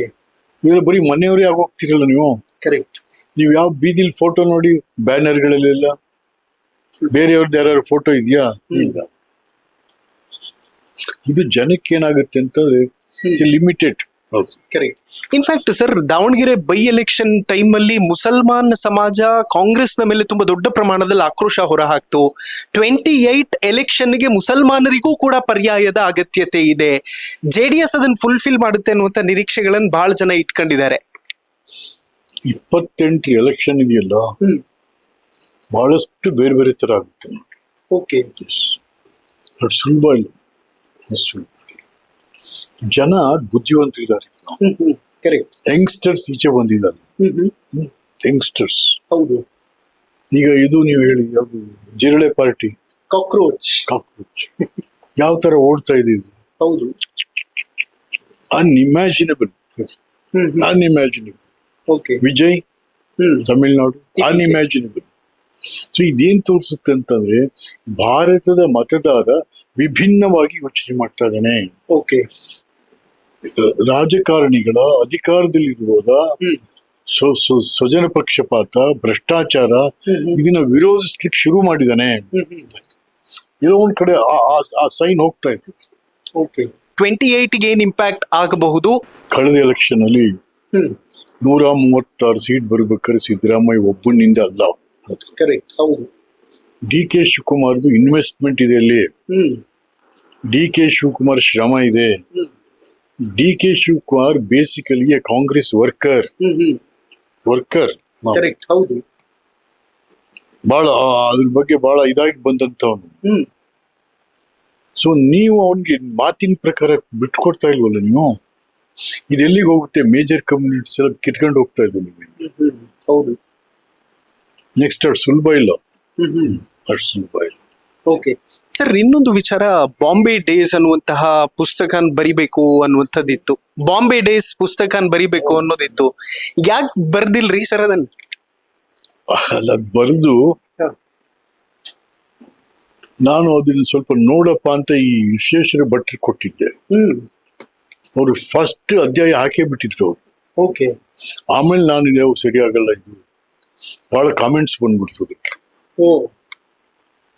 ಅದೇನಾಯ್ತದೆ ಅಂತಂದ್ರೆ 3 ಪಾರ್ಟಿಯ ನಾಯಕರುಗಳು ಬೆತ್ತಲ ಬಿಡ್ತಾರೆ. ಬಾಂಬೆ ಡೇಸ್ ಬರೆದ್ರೆ 3 ಪಕ್ಷದ ನಾಯಕರುಗಳು ಬೆತ್ತಲಾಗ್ತಾರೆ. ಬಟ್ ನನಗೂ ಯಾಕೋ ಬೇಡ ಇದಕ್ಕೆ. ಬರೀ ಇಷ್ಟೇ ಇಲ್ಲ, ನಾಳೆ ರಾಜಕಾರಣದಿಂದಲೇ ನಾವು ದೇಶ ನಾಡು ಕಟ್ತಾ ಇರೋದು. ಕರೆಕ್ಟ್. ಹೌದು. We are in democratic set of administration ideology. Correct. ಬೇಡಪ್ಪ ಅಂತ ಹೇಳಿ I stop it. Okay sir, in fact ನೀವು ನಿಮ್ಮ ಕಂಪ್ಲೀಟ್ ಅನುಭವ ಮತ್ತು ನೀವು ನೋಡಿದಂತೆ ರಾಜಕೀಯ ರಂಗದಲ್ಲಾಗಿರುವಂತಹ ಏರಿಳಿತಗಳನ್ನ ಒಂದು ಬರೆದಿಡಬೇಕು, ಡಾಕ್ಯುಮೆಂಟ್ ಮಾಡಬೇಕು ಅನ್ನುವಂಥದ್ದಿದೆ. ನೀವು ಮಾಡುವಂತಹ ಆ ಡಾಕ್ಯುಮೆಂಟ್ಗಳಲ್ಲಿ ಹೀರೋ ಆಗಿ ಯಾರು ಉಳ್ಕೋತಾರೆ, ವಿಲನ್ ಆಗಿ ಯಾರು ಉಳ್ಕೋತಾರೆ ಅಂತ? ಮತದಾರನೇ ಹೀರೋ. ಓಕೆ, ಮತದಾರನೇ ಹೀರೋ. ಇನ್ನು ನಾಯಕರುಗಳ ವಿಲನ್ಗಳೇ ಯಾವ ನಾಯಕರು ಸರ್? ಎಲ್ಲರೂ ಓಟ್ ಹಾಕ್ಸ್ಕೊಂಡು 5 ವರ್ಷದ ತನಕ ಏನೇನೋ ಮಾಡಿ ಆಮೇಲೆ ಕೈ ಕೊಡ್ತಿಲ್ಲ, ಅದು ವಿಲನ್ಗಳೇ. Okay, voter himself the hero. Okay, ಹೋಗ್ಲಿ, ಸಿದ್ದರಾಮಯ್ಯ ಅವರು ಆ ಡಾಕ್ಯುಮೆಂಟೇಶನ್ ಅಲ್ಲಿ ಯಾವ ಪಾತ್ರದಲ್ಲಿ ಉಳ್ಕೋತಾರೆ ಅಂತ ಏನು ಹೇಳಕ್ಕಾಗಲ್ಲ. ಸ್ಟಾರ್ಟ್ ಮಾಡಿದಿರಿ ಸರ್ ಬರೀಲಿಕ್ಕೆ? ಬರೆದು ಮುಗಿದಿದೆ, ನಾ ಹಚ್ಚಾಕಕ್ ಹೋಗಿಲ್ಲ. ಅದು ಬಿಟ್ಟು ಕಾರಣ ಅದೇ ಬೇಡ ಅಂತ.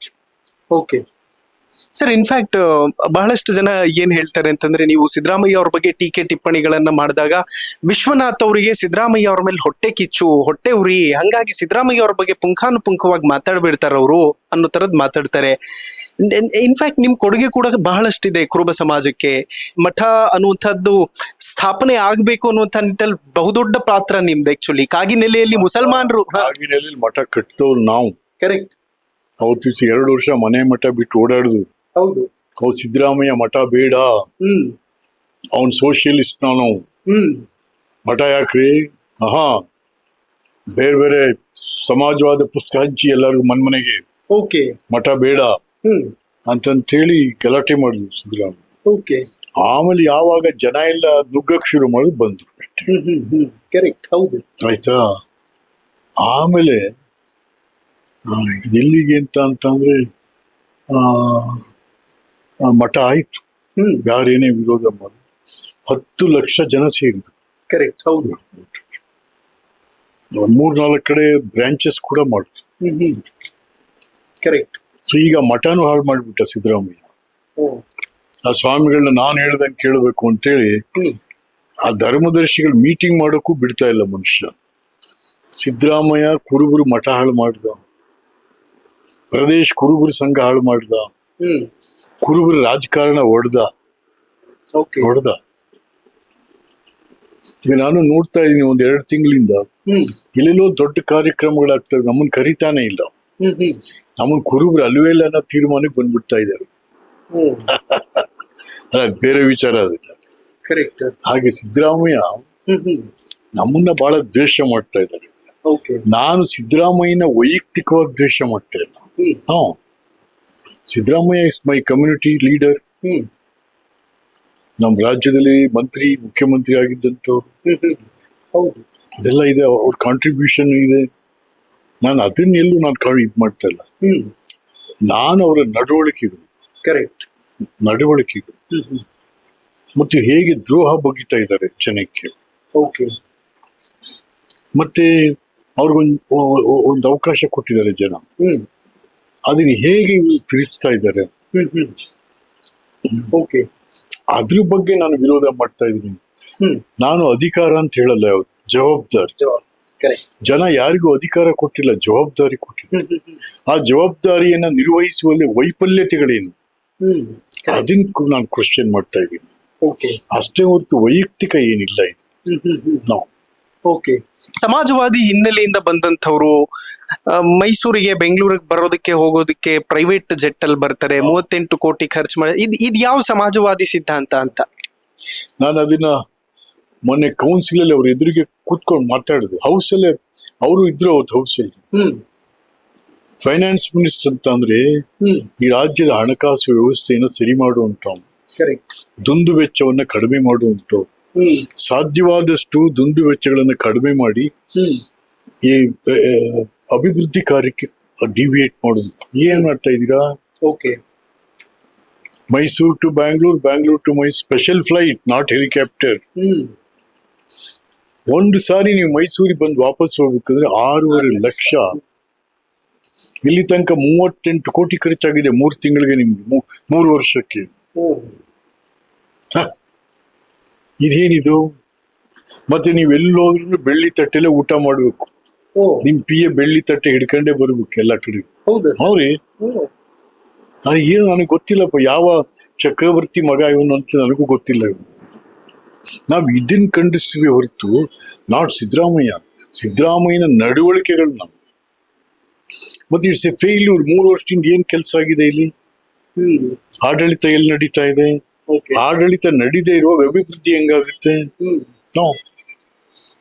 ಹೋಗಿ ಸಮಾಜಕ್ಕೆ ಏನಾಯ್ತು? ಕುರುಬ ಸಮಾಜಕ್ಕೆ ನಿಮ್ಗೆ ತನು ಮನ ಧನ ಅರ್ಪಣೆ ಅಹಿಂದ ಎಸ್ ಕುರುಬರು ಅಹಿಂದ ತಾನೆ. 10 ಲಕ್ಷ ಜನ ಅಲೆಮಾರಿ ಕುರುಬರಿದ್ದಾರೆ. 1,20,00,000 ಕುರಿಗಳಿದಾವೆ, ಆಡು. ಅದ್ರ ಹಿಂದೆನೇ ತಿರುಗ್ತಾರೆ ಕುರುಬರು ಸಾಕೋರು. ಅಯ್ಯೋ, ಅವ್ನ ಹೆಂಡ್ತಿನ ರೇಪ್ ಮಾಡ್ತಾ ಇದಾರೆ, ಅವನನ್ನ ಶೂಟ್ ಮಾಡ್ತಾ ಇದಾರೆ, ಕುರಿಗಳನ್ನ ಹೊತ್ಕೊಂಡು ಹೋಗ್ತಾ ಇದಾರೆ. ಕೇಳೋನಿಲ್ಲ ಹೇಳೋನಿಲ್ಲ. ನಾವೇ ಮುಖ್ಯಮಂತ್ರಿ. ಸ್ವಂತ ಜನ ತನು ಮನ ಧನ ಅರ್ಪಣೆ ಆಗಿದೆ ನಿಮ್ಗೆ. ಕುರಿ ಕೋಳಿ ಮಾರಿ ನಿಮ್ಗೆ ಎಲೆಕ್ಷನ್ ದುಡ್ಡು ಕೊಟ್ಟಿದ್ದಾರೆ. ಏನ್ ಕೊಟ್ರಿ ಅವ್ರಿಗೆ ನೀವು? ಏನು ಇಲ್ಲ. ಸರ್, ನನಗೆ ಮೊನ್ನೆ ಮಾಜಿ ಗೃಹ ಮಂತ್ರಿ ಅರಗ ಜ್ಞಾನೇಂದ್ರ ಅವರು ಹೇಳ್ತಾ ಇದ್ರು, ಗೃಹ ಇಲಾಖೆಯಲ್ಲಿ ಗೃಹ ಸಚಿವರದ್ದೇನು ನಡೆಯಲ್ಲ, ಅಲ್ಲೆಲ್ಲ ಫುಲ್ ಯತೀಂದ್ರ ಅವ್ರದೇ ಕಂಟ್ರೋಲ್ ಇದೆ ಅಂತ. ಹೌದಾ ಸರ್? ಅದು ಇಲ್ಲ ಅಂತ ಹೇಳಕ್ಕಾಗಲ್ಲ. ಇಲ್ಲ ಅಂತ ಹೇಳಕ್ಕಾಗಲ್ಲ. ನಿಮ್ಮೇಲೇನೋ FIR ಆಗಿದೆಯಲ್ಲ ಸರ್? ಆಗ್ಲಿ, ಅಂದ್ರೆ ಹೆದ್ರಲ್ರಿ ಸರ್ ನೀವು FIRಗೆಲ್ಲ? ಯಾಕ್ರಿ ಅದು ಕತ್ತಿಯಲ್ಲ? ನಾವು ಸ್ಟೂಡೆಂಟ್ ಲೀಡರ್ಗಳಾಗಿದ್ದಾಗ ಆಮೇಲೆ ಎಂತೆಂತ ಕೇಸ್ಗಳು ಬಿದ್ದಿದೆ. FIR ಮಾಡ್ಸಿರೋರು ಯಾರು? ನೀವುಗಳೇ. ಹೇಳಿ ಬಿಡಿ, ಆಯ್ತು. ಹೇಗೆ ಸರ್, ಅಂದ್ರೆ ಈಗ ಚುನಾವಣಾ ರಾಜಕೀಯದ ನಿವೃತ್ತಿ ಬದುಕನ್ನ ಹೇಗೆ ಕಳಿಬೇಕು ಅನ್ನುವಂಥದ್ದನ್ನ ಪ್ಲಾನ್ ಹಾಕೊಂಡಿದ್ದೀರಿ? ನಾನು ಚುನಾವಣಾ ಮತ ವೋಟ್ ರಾಜಕೀಯದಿಂದ ದೂರ, ಚುನಾವಣಾ ರಾಜಕೀಯದಿಂದ ಬೇಡಪ್ಪ. ಯಾಕೆ ನಮ್ಮ ಹತ್ರ ಅಷ್ಟೆಲ್ಲ ದುಡ್ಡಿಲ್ಲ. ನಾವು ನಿಲ್ಲಕ್ಕೂ ಆಗಲ್ಲ, ಗೆಲ್ಲಕ್ಕೂ ಆಗಲ್ಲ. ದುಡ್ಡಿದ್ರೆ ತಾನೇ. ಸೊ ಹಾಗಾಗಿ ನಾವು ಯಾವ್ದೋ ಸರಿಯಾದ ಲಾಟ್ರಿ ಹೊಡೆದ್ರೆ ನಿಂತು ಬಿಡುವತ್ತು. 50 ಕೋಟಿ 100 ಕೋಟಿ ಹೊಡೆಯಂಗಿಲ್ಲ, ನಾವು ನಿಲ್ಲಂಗಿಲ್ಲ. ಬೈ ಎಲೆಕ್ಷನ್ಗೆ 150 ಕೋಟಿ ಬೇಕು ಸರ್? ಅಲ್ಲ, ಆಗಲ್ಲ. ಹಾಗಾಗಿ ಬಟ್ ಆಕ್ಟಿವ್ ಪಾಲಿಟಿಕ್ಸ್ ಅಲ್ಲಿ ಇರ್ತೀನಿ. ಯಾಕೆ ನಾವೆಲ್ಲ ಪೊಲಿಟಿಷಿಯನ್ಸ್. ರಾಜಕಾರಣ ನಮ್ಮ ಆಜನ್ಮ ಸಿದ್ಧ ಹಕ್ಕು. ಸರ್, ನನಗೆ ಬಹಳ ಕ್ಯೂರಿಯಾಸಿಟಿ ಇರೋದು, ವಿಶ್ವನಾಥ್ ಅವರ ತಂದೆ ತಾಯಿ ಲೈಕ್ ಹೇಗಿದ್ರು? ತುಂಬಾ ಸ್ಥಿತಿವಂತರ ಆರ್ಥಿಕವಾಗಿ, ಯಾವ ತರ ನಡೀತಿತ್ತು ಜೀವನ ಅನ್ನೋದು ಬಹಳ ಕ್ಯೂರಿಯಾಸಿಟಿ ಇದೆ.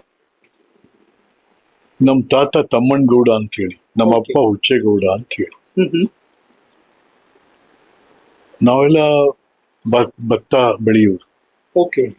ಕೃಷ್ಣರಾಜನಗರ ತಾಲೂಕು ಅಂದ್ರೆ ಭತ್ತದ ಕಣಜ ಅವಾಗ.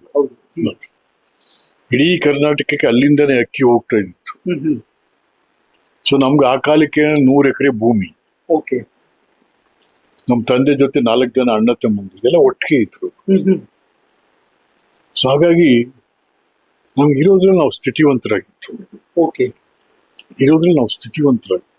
ಹಾಗಾಗಿ ನನ್ನನ್ನು ಓದಿಸ್ಲಿಕ್ಕೆ ಮಾಡ್ಲಿಕ್ಕೆ. ಮತ್ ನಮ್ ಚಿಕ್ಕಪ್ಪ ಇದ್ರು. ನಮ್ ಚಿಕ್ಕಮ್ಮ ಇಲ್ಲೇ ನಾವು ಬಲ್ಲ ಹೋಟ್ಲ ಹತ್ರ. ನಮ್ ಚಿಕ್ಕಮ್ಮನೇ ನಮ್ಮನ್ನೆಲ್ಲ ಓದಿಸಿದ್ದು. ನೋಡಿ, ಹೆಣ್ಣೊಂದು ಕಲಿತರೆ ಶಾಲೆಯೊಂದು. ಹಾಗೆ ನಮ್ ಚಿಕ್ಕಮ್ಮ ನಮ್ಮನ್ನೆಲ್ಲ ಓದಿಸಿದ್ರು. ಲಾಯರ್ ಮಾಡಿದ್ರು ನಮ್ಮನ್ನ. ಹಾಗೆ ನಮ್ಮ ಕುಟುಂಬದಲ್ಲಿ ಒಬ್ರಿಗೊಬ್ರು ಪರಸ್ಪರ ಹೊಂದಾಣಿಕೆ ಮಾಡ್ಕೊಂಡು ಬಂದದ್ದು. ಇವತ್ತಿಗೂ ಅಷ್ಟೇ. ನಮ್ ದೊಡ್ಡಪ್ಪ ಚಿಕ್ಕಪ್ಪನ ಮಕ್ಕಳಾಗ್ಲಿ ಮತ್ತೊಬ್ಬರಾಗ್ಲಿ ನಾವೆಲ್ಲ ಒಟ್ಟಿಗೆ ಹೋಗ್ತೀವಿ. ಸರ್, ನಿಮ್ಮ ಮಕ್ಕಳೆಲ್ಲ ಏನ್ ಮಾಡ್ತಿದ್ದಾರೆ ವರ್ಕ್ ಅಂತ? ನಿಮ್ಮ ಮಕ್ಕಳೆಲ್ಲ ಏನ್ ವರ್ಕ್ ಮಾಡ್ತಿದ್ದಾರೆ? ಹೇಗೆ ಮಕ್ಕಳು? ನಮ್ಮ ದೊಡ್ಡವನು ಅಮಿತ್, ಅವನು ಒಂದು ಪೆಟ್ರೋಲ್ ಪಂಪ್ ಇಟ್ಟಿದ್ದಾನೆ. ಮತ್ತೆ ಪೊಲಿಟಿಷಿಯನ್ ಆಗೂ ಇದ್ದಾನೆ. ಎರಡನೇವನು ಅವನು ಒಂದು ಬಾರ್ ಅಂಡ್ ರೆಸ್ಟೋರೆಂಟ್ ಇಟ್ಟಿದ್ದಾನೆ, ಸಂತೋಷ್ ಅಂತ ಹೇಳಿ. ಲೋಬೋಸ್ ಅಂತ ಹೇಳಿ, ಲೋಬೋಸ್ ಬಾರ್ ಅಂಡ್ ರೆಸ್ಟೋರೆಂಟ್ ಇದೆ, ಮಾಡ್ತಾ ಇದ್ದಾನೆ. ಮೂರನೇವನು ಪೂರ್ವಜ್ ಅಂತ ಹೇಳಿ, ಅವನು ಈ ಫೋಮ್ ಬೆಡ್ಗಳನ್ನ ಮಾಡಿ ಇಡೀ ಇಂಡಿಯಾದಲ್ಲೇ 10 ಫ್ಯಾಕ್ಟ್ರಿ ಇರೋದು. ಒಂದು ಫ್ಯಾಕ್ಟ್ರಿ. ಇಷ್ಟೇ. ಸರ್, ನಿಮ್ದು ಲವ್ ಮ್ಯಾರೇಜ್ ಹೇಗೆ ಸರ್? ಇಲ್ಲಪ್ಪ, arrange. Arranged marriage. Okay sir, love marriage ಎಲ್ಲ ಬಿದ್ದೋದು ಕೆಳಕ್ಕೆ. ಯಾವತ್ತು ಕಾಲೇಜ್ ಡೇಸ್ ಅಲ್ಲಿ ಲವ್? ಅಯ್ಯೋ, ಇದೆ ನಾನು ಪುಸ್ತಕದಲ್ಲಿ ಬರೆದಿದ್ದೀನಿ. ನಾನು ಪುಸ್ತಕದಲ್ಲಿ ಎಲ್ಲ ಬರೆದಿಟ್ಟಿದ್ದೀನಿ, ಯಾವುದು ಮುಚ್ಚಿಟ್ಟಿಲ್ಲ. Okay, S. ಬಟ್ ಓದೋ ಹವ್ಯಾಸಕ್ಕಿಂತ ಕೇಳಿಸ್ಕೊಳ್ಳೋ ಹವ್ಯಾಸ ಜಾಸ್ತಿ ಸರ್ ಈಗಿನ ಜನಕ್ಕೆ. ನಿಜ ನಿಜ, ಓದಕ್ಕೆ ಸಮಯ ಇಲ್ಲ ನಮ್ಗೆ. ಬಟ್ ನನ್ಗೇನಪ್ಪಾ ಅಂತಂದ್ರೆ ಮೊದ್ಲಿಂದ ಒಂದ್ಸಾರಿ ಏನಾದ್ರು ಕೇಳಿಸ್ಕೊಂಡ್ರೆ ಅದು ರಿಪೀಟ್ ಮಾಡ್ಬೋದು. Correct sir. ಬದುಕಲ್ಲಿ ಯಾವತ್ತಾದ್ರೂ ಕಷ್ಟ ನೋಡಿದ್ದಿದ್ಯಾ ಅಂತ? ಬದುಕಲ್ಲಿ ಎಲ್ಲಾ ತರ, ಯಾಕಂದ್ರೆ ಚುನಾವಣಾ ರಾಜಕಾರಣ ಅಂದ್ರೆ ಬಹಳಷ್ಟು ಕಷ್ಟ, ಸುಖ, ದುಃಖ, ದುಮ್ಮಾನ, ಮಾನ, ಅಪಮಾನಗಳೆಲ್ಲ ನೋಡಿ ಬಂದಿತ್ತು. ಓಕೆ, ಕಣ್ಣೀರಿಟ್ಟಿದ್ದೀರಿ ಸರ್ ಯಾವತ್ತಾದ್ರು? ಕಣ್ಣೀರಿಟ್ಟಿದ್ದೀರಾ ಯಾವತ್ತಾದ್ರು? ಅಲ್ಲ, ಕಣ್ಣೀರಂತ ಅಂದ್ರೆ ಅದು ದುಃಖ ದುಮ್ಮಾನಗಳು ಒಳಗೆ ಕುದಿತವೆ. ಓಕೆ. ಬಟ್ ಎಲ್ಲೋ ಒಂದು ಕಡೆ ಸರ್, ಸತ್ಯನ ಹೇಳುವಂತವ್ರೆ ಆಕ್ಚುಲ್ ಆಗಿ ವಿಲನ್ ಆಗಿ ಉಳ್ಕೋತಾರೆ ಆ ಚಾಪ್ಟರ್ ಅಲ್ಲಿ ಅಂತ. ಈಗ ನಮ್ಮನ್ನ ಏನಂತಾರೆ, ಓ ಇವನೊಬ್ನೇನಾ ಸತ್ವಂತ. ಸತ್ಯ ನಿಮ್ಗೆ ವಸ್ತು ಸ್ಥಿತಿ ಹೇಳುವಂತ, ಕರೆಕ್ಟ್, ಏನ್ ನಡೀತಾ ಇದೆ ಅದನ್ನ ಹೇಳುವಂತದ್ದು ಅಷ್ಟೇ. ಅದ್ರಲ್ಲಿ ಬೇರೆ ಏನಿಲ್ಲ. ನಾನು ಹೇಳ್ತೀನಿ ಇಲ್ಲ ಅಂತ ಹೇಳಿ ಅದನ್ನ ಯಾಕೆ? ಕರೆಕ್ಟ್. ವಿಶ್ವನಾಥ್ ಹೇಳೋದು ಸರಿ ಇಲ್ಲ, ತಪ್ಪು. ಈಗ ನಾನು ಮುಖ್ಯಮಂತ್ರಿಗಳ ಮೇಲೆಲ್ಲ ಚಾರ್ಜ್ ಮಾಡ್ತೀನಿ, ಸರಿ ಇಲ್ಲ ರೀ ವಿಶ್ವನಾಥ್ ಹೇಳ್ತಾ ಇರೋದು ತಪ್ಪು ಅಂತ ಹೇಳಿ. ಕರೆಕ್ಟ್. ಅದನ್ನ ಇವನ್ ಯಾರ್ರೀ ಕೇಳಕ್ಕೆ? ನಮ್ ಇಷ್ಟ ಅಂದ್ರೆ ನಿಮ್ ಇಷ್ಟ ನಡೆಯಲ್ಲ. It is a democracy. ಹಂಗಾಗಿನೇ ಎಲ್ಲ ಅಡ್ಜಸ್ಟ್ಮೆಂಟ್ ಮಾಡ್ಕೋತಾರೆ ಅಂತ. Adjustment politics. Okay, well sir, finally ಕಾರ್ಯಕ್ರಮದ ಮುಖಾಂತರ ಏನು ಹೇಳೋದಕ್ಕೆ ಇಷ್ಟಪಡ್ತೀರಿ ಜನರಿಗೆ? ಅಲ್ಲ, ಬಹಳ ಸಂತೋಷ. ತಾವು ತಮ್ಮ ಈ ಟಿವಿಲಿ ಪಾಪ ನನಗೆ ಫೋನ್ ಮಾಡಿದ್ರಿ, ಬನ್ನಿ ಅಂತೆ. ಕೆಲವರು ನನಗೆ ಯಾರು ಬಂದ್ರು ಮಾತಾಡ್ತೀನಿ, ನನಗೇನಿಲ್ಲ. ಓಕೆ, ಪಾಪ ಬಂದ್ರಿ, ಹಲವಾರು ವಿಚಾರಗಳ ಜೊತೆ ಚರ್ಚೆ ಮಾಡಿದ್ವಿ, ಸಂತೋಷ ಆಯ್ತು ನನಗೆ. ಎಲ್ಲೋ ಒಂದ್ ಕಡೆ ಎಕೋ ಹೋಗ್ಬೇಕು. ಎಕೋ, ಹೌದು, ಧ್ವನಿ. ಆ ಧ್ವನಿ ಇದೆಯಲ್ಲ, ಜನತಂತ್ರ ವ್ಯವಸ್ಥೆಯಲ್ಲಿ ಧ್ವನಿನೇ ಬಹಳ ಮುಖ್ಯ. ಆ ಧ್ವನಿ ಸರ್ಕಾರಗಳನ್ನೇ ಬದಲಾವಣೆ ಮಾಡುತ್ತೆ, ಧ್ವನಿ ಸಮಾಜಗಳನ್ನೇ ಬದಲಾವಣೆ ಮಾಡುತ್ತೆ. ಧ್ವನಿ echo. Okay, well sir, final question. ಈ ವಾಟ್ಸ್ಆಪ್ ಆಗ್ಲಿ, ಫೇಸ್ಬುಕ್ ಆಗ್ಲಿ, ಇನ್ಸ್ಟಾಗ್ರಾಮ್ ಆಗ್ಲಿ, ಸೋಷಿಯಲ್ ಮೀಡಿಯಾನ ಬಳಸ್ತೀರಿ ಸರ್ ನೀವು? ನಾನೇನು ಬಳಸಲ್ಲ, ಈ ಫೋನ್ ಇಟ್ಕೊಂಡಿದೀನಿ ಅಷ್ಟೇ. Okay, well sir, thank you so much sir, ಬಹಳ ಖುಷಿ ಆಯ್ತು ಮಾತಾಡಿ. Thank you so much. Thank you, ನಮಸ್ಕಾರ. ಓಕೆ, ನೋಡಿದ್ರಲ್ಲ ವೀಕ್ಷಕರೇ, ಇದಿಷ್ಟು ಎಚ್ ವಿಶ್ವನಾಥ್ ಅವರ ಮಾತುಗಳು. ಅನೇಕ ವಿಚಾರಗಳು, ಪ್ರಖರವಾದಂತಹ ವಿಚಾರಗಳನ್ನ ನಿಮ್ಮ ಮುಂದೆ ಮಂಡಿಸುವಂತಹ ಒಂದು ಪ್ರಯತ್ನ ನಮ್ದಾಗಿತ್ತು. ಅದೇನೇ ಇರಲಿ, ಒಂದು ಕಡೆ ಚಾಲೆಂಜಿಂಗ್ ಸ್ಟಾರ್ ದರ್ಶನ್ ಅವರು ಬಂದರೆ ಹೇಗೆ ಬದಲಾವಣೆ ಆಗುತ್ತೆ, ಅದಾದ ನಂತರ ಸಿದ್ದರಾಮಯ್ಯ ಅವರ ಕುರಿತಾಗಿ ಹೇಗೆ ಕುರುಬ ಸಮಾಜಕ್ಕೆ ಅವರಿಂದ ಅನ್ಯಾಯ ಆಗಿದೆ ಅನ್ನುವಂಥದ್ದನ್ನ ತುಂಬಾ ಅದ್ಭುತವಾಗಿ ವಿವರಿಸುವಂತಹ ಒಂದು ಪ್ರಯತ್ನ ಮಾಡಿದ್ರು. ನೋಡ್ತಾ ಇರಿ ಹೆಲೋ ಹಿಂದೂ. ನಾನು ಸೈಯದ್ ಹಿದಾಯತ್, ಸೈನಿಂಗ್ ಆಫ್, ಮೈಸೂರಿನಿಂದ.